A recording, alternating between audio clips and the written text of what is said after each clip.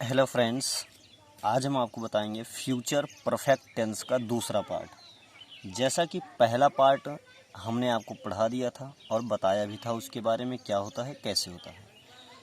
तो अब इसमें आते हैं यदि वाक्य में पहले शब्द आया हो और वाक्य फ्यूचर परफेक्ट टेंस में हो। फ्यूचर परफेक्ट टेंस का मतलब चुका होगा, चुकी होगी, चुके होंगे, या होगा, ई होगी, ये होंगे। मतलब कहने मतलब फ्यूचर परफेक्ट टेंस से संबंधित हो तो उसका अनुवाद निम्न तरीके से होगा। सबसे पहले हम सब्जेक्ट लिखेंगे, विल हैव या शैल हैव, वर्ब की थर्ड फॉर्म और ऑब्जेक्ट लिखेंगे। उसके बाद हम लगाएंगे V4, subject verb first form, yes या यस प्लस ऑब्जेक्ट। ये क्या होता है, थोड़ा नीचे चलते हैं। तो पहले है फ्यूचर परफेक्ट टेंस। स्ट्रक्चर में सबसे पहले आपको लिखना फ्यूचर परफेक्ट टेंस, ठीक, प्लस B4 लगाइएगा और उसके बाद प्रेजेंट इंडेफिनिट टेंस कर दीजिएगा। इस प्रकार से आपका ट्रांसलेशन हो जाएगा। जैसे उसके आने से पहले वर्षा हो चुकी होगी, उसके आने से पहले वर्षा हो चुकी होगी। तो सबसे पहले हम स्टार्ट करेंगे किसका, वर्षा हो चुकी होगी, ठीक है। तो हो जाएगा इट। इट क्यों लगता है, क्योंकि मौसम बताने के लिए। तो हो जाएगा इट विल हैव रेन्ड। ये कंप्लीट हुआ, इट विल हैव रेन्ड। अब हम लिखेंगे V4। क्या लगाएंगे, V4। इधर होगा प्रेजेंट इंडेफिनिट टेंस। अब यहाँ पे सब्जेक्ट क्या है, ही, और हो जाएगा कॉम्स, क्योंकि प्रेजेंट इंडेफिनिट टेंस में यस या यस चलता है। ये हो गया। जैसे मेरे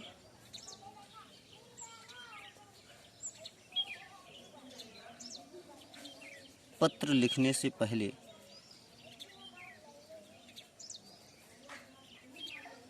तुमने उसे पढ़ लिया होगा।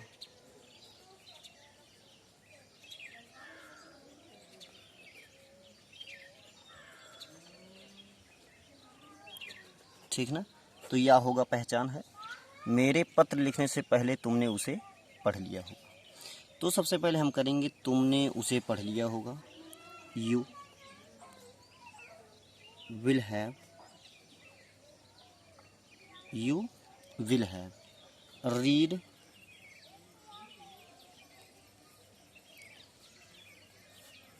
द लेटर, ठीक ना। You will have read the letter, तुमने पत्र को पढ़ लिया होगा। V4 मेरे लिखने से, I write it, I write it, ठीक ना। You will have read the letter V4 I write it, तुमने पत्र को पढ़ लिया होगा मेरे लिखने से पहले, ठीक ना। तो अब आगे देखते हैं, अगर वाक्य निगेटिव सेंटेंस है तो बस विल और शैल के बाद नॉट का प्रयोग हम कर देंगे। जैसे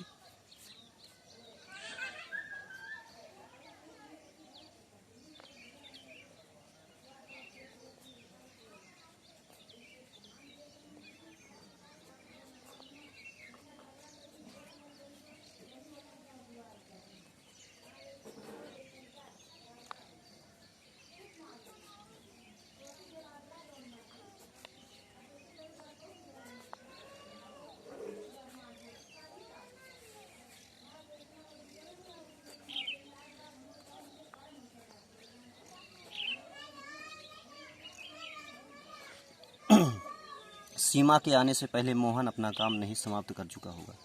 तो सबसे पहले हम करेंगे मोहन अपना काम समाप्त नहीं कर चुका होगा। तो क्या होगा, Mohan will not have finished his work. Mohan will not have finished his work. अब यहाँ हो जाएगा V4 सीमा के आने से, सीमा कम्स हो जाएगा, सीमा कम्स हो जाएगा। अगर यहाँ पे प्लूरल होता है तो यहाँ कम होगा, क्योंकि प्रेजेंट इंडेफिनिट टेंस आप जानते ही होंगे। तो ये है। अब अगला जैसे इंट्रोगेटिव आ गया, क्या,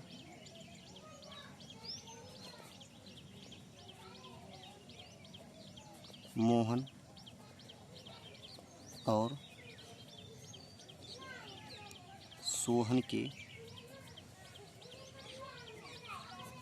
आने से पहले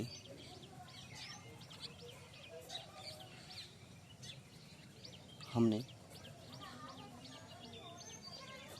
अपना काम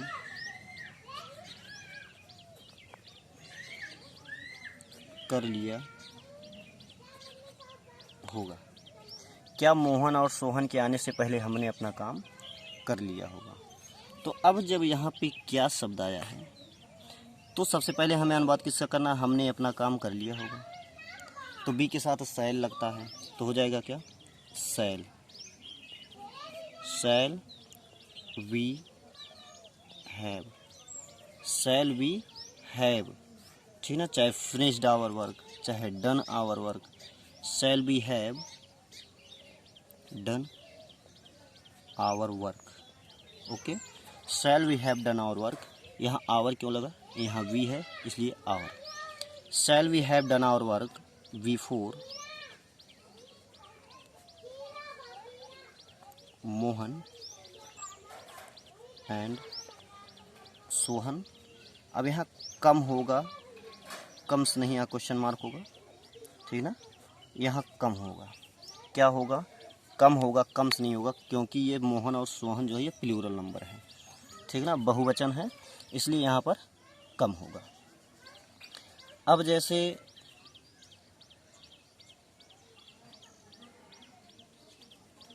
तुम्हारे आने से पहले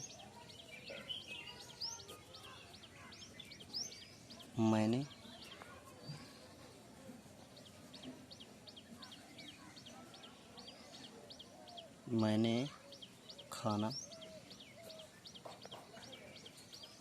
क्यों खा लिया होगा, क्यों खा लिया होगा। अब देखिए यहाँ पर क्यों शब्द आया, तो सबसे पहले हम करेंगे मैंने खाना क्यों खा लिया होगा, और क्यों से related, why, why shall I have, why shall I have eaten the food before, क्या हो जाएगा, यू कम, ठीक है, तो ये हो जाएगा। तो इस प्रकार से समाप्त हुआ फ्यूचर परफेक्ट टेंस का सेकंड पार्ट। तो दोस्तों, अगर अच्छा लगा हो तो लाइक, सब्सक्राइब और कमेंट, और साथ साथ शेयर भी कीजिएगा। जय हिंद, वंदे मातरम।